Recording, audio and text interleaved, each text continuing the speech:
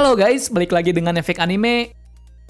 Akhirnya setelah 2 hari menunggu, spoiler One Piece terbaru muncul juga. Walaupun belum full spoiler, akan tetapi dari sini sudah sangat menarik untuk dibahas. Dikatakan dalam chapter tersebut diungkapkanlah bounty dari kru topi jerami dan pembentuk Cross Guild. Seperti apa isinya? Berikut penjelasannya. Tapi sebelum kita menuju topik utama, jangan lupa untuk klik subscribe dan nyalakan lonceng notifikasinya agar selalu mendapatkan update seputar informasi anime dari kami. Dan berikut spoiler One Piece 1058 versi Efek Anime. Sebelumnya cerita masih berkutat pada Luffy dan lainnya telah keluar dari Wano Kuni. Lantaran permasalahan mereka dalam beberapa tahun ini telah selesai. Dengan demikian mereka harus melanjutkan untuk ke pulau selanjutnya yang artinya arc Wano Kuni benar-benar berakhir. Lalu lanjutan chapter kemarin kita diberikan kondisi tentang apa yang terjadi di dunia baru. Tapi sebelum itu kita diberikan tajuk dari story Germa.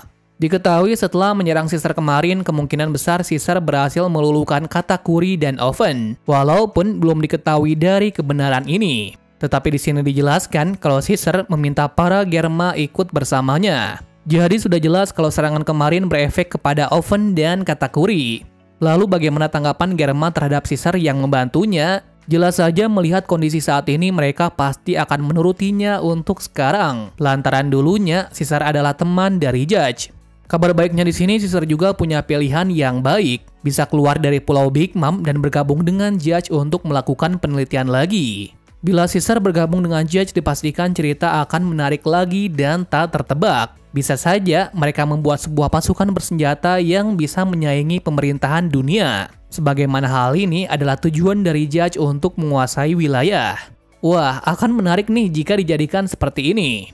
Kemudian kita masuk pada poin dari bounty terbaru dari kru topi jerami. Pertama kita mulai dari Chopper dulu, di mana Chopper mendapatkan kenaikan bounty yang cukup besar. Sekitar 10 kali lipat dari kru lainnya. Yang mana sebelum datang ke Wano Kuni, dia memiliki bounty sebesar 100 berry saja. Sekarang dia dianugerahi bounty sebesar 1000 berry.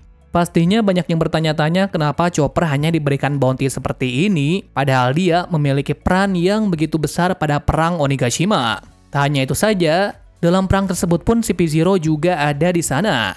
Seharusnya bila mereka mengetahui kekuatan Chopper sebenarnya, maka mereka harus menaikkan bounty seperti kru topi jerami lainnya. Semestinya Chopper memiliki bounty di atas 100 juta berry. Ya, entahlah apa yang dipikirkan oleh Oda saat ini mengenai aturan bounty sebenarnya. Padahal timeline sudah memasuki final saga. Kemudian kru yang mendapat peningkatan bounty yang pesat adalah Nico Robin. Setelah timeskip, Robin tidak mendapatkan peran yang begitu besar. Yang menakibat hal itu, dia bounty-nya hanya sebesar 130 juta berry. Sampai beberapa arc kemudian, Robin juga begitu.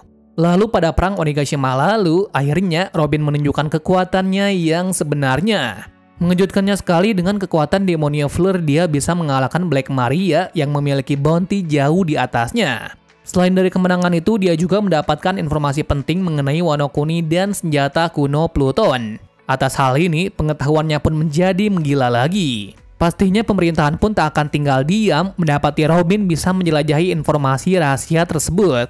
Sehingga dari itu pula, bounty-nya saat ini pun melonjak sangat jauh. Sekarang harga kepalanya menjadi 980 juta berry. Ya, bisa diartikan ini adalah bounty yang sangat ajib bagi wanita dengan otak penuh sejarah di kepalanya. Bagaimanapun sekarang tidak akan memungkiri bajak laut yang mengincar Robin juga membutuhkan effort yang besar. Mengingat sekarang bounty-nya sudah mirip seperti Komandan Yonko dari Big Mom. Lanjut dari orang ketiga yang memiliki bounty yang begitu fantastis. Yups, ia adalah dari kubu kuning yaitu Vinsmoke Sanji. Sekarang kepalanya dihargai mencapai 1 miliar 32 juta berry. Di mana bounty-nya ini naik secara drastis setelah berhasil mengalahkan Queen. Lalu apakah kenaikan bounty-nya tersebut karena kaleng Germanya itu? Jelas saja bila dilihat dari sudut sang musuh maka jawabannya benar. Namun mereka juga harus mengetahui fakta kalau Sanji sudah membangkitkan sel Germa dalam tubuhnya. Artinya tanpa memakai kaleng Germa, Sanji saat ini sudah sangat kuat dan setara dengan Komandan Yonko lainnya. Namun menurut kami yang paling menarik dari Sanji ini adalah kekuatan regenerasinya yang begitu cepat. Berkat hal ini pun akan membuatnya menjadi Komandan Yonko yang sangat menyusahkan. Well, pastinya kubu fans kuning akan senang melihat fakta bounty baru dari Sanji.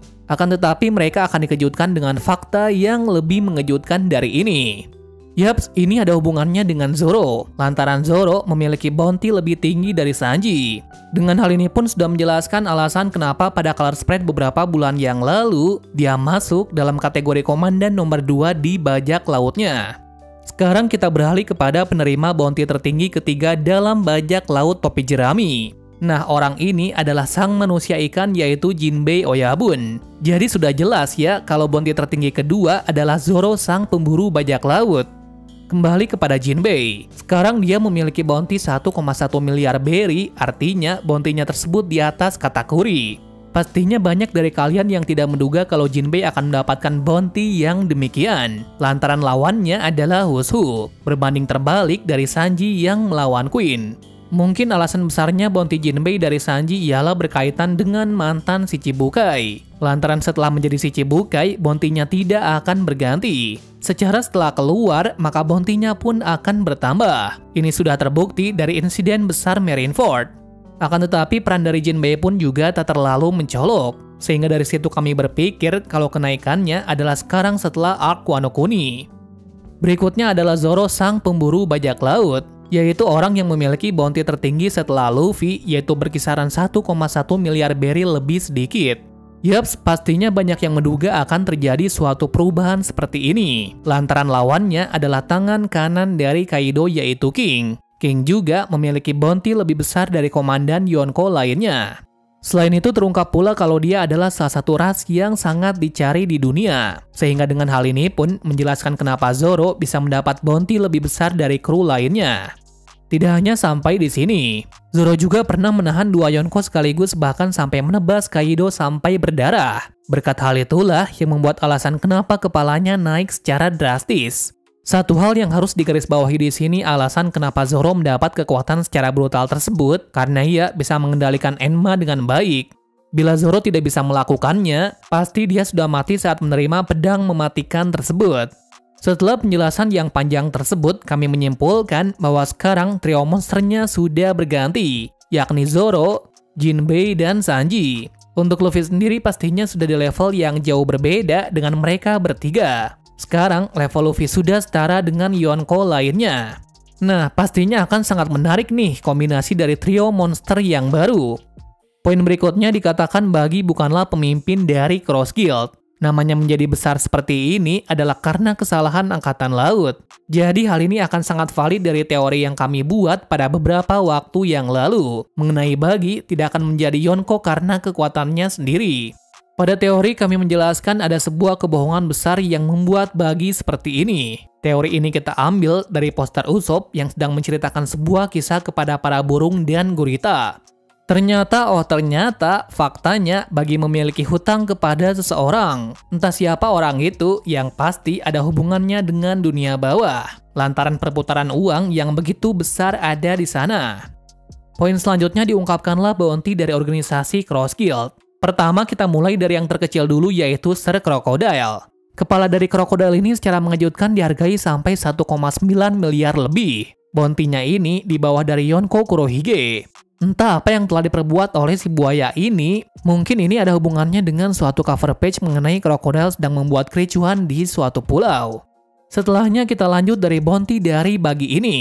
Yaps, pasti kalian sangat terkejut dengan fakta ini. Lantaran bounty-nya di atas dari Luffy, yakni berkisar 3,189 miliar berry. Yang mana ini adalah bounty yang begitu fantastis untuk badut yang konyol ini. Akan tetapi, dengan keberuntungan setara haki raja level maksimal, bisa membuat sang badut menjadi Yonko yang disegani.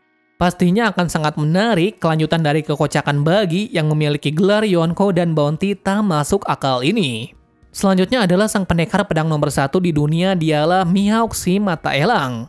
Akhirnya bounty dari sang pendekar rival dari Shanks ini diungkapkan. Jika tidak, maka akan banyak fans One Piece yang mati penasaran dengan bounty dari orang ini. Lantaran dia sudah muncul dari arc pertama One Piece, tapi baru sekarang bounty-nya terungkap. Ngeselin sih Oda, tapi ya gimana lagi? Tapi satu hal yang pasti di sini, kita bisa mengetahui kalau Mihawk masih di bawah Shanks dari segi bounty-nya. Namun untuk pertarungan secara langsung belum diketahui. Setelah informasi itu, kita dikasih sedikit spoiler tentang panel terakhir. Diketahui pasukan revolusioner menerima telepon dari Sabo.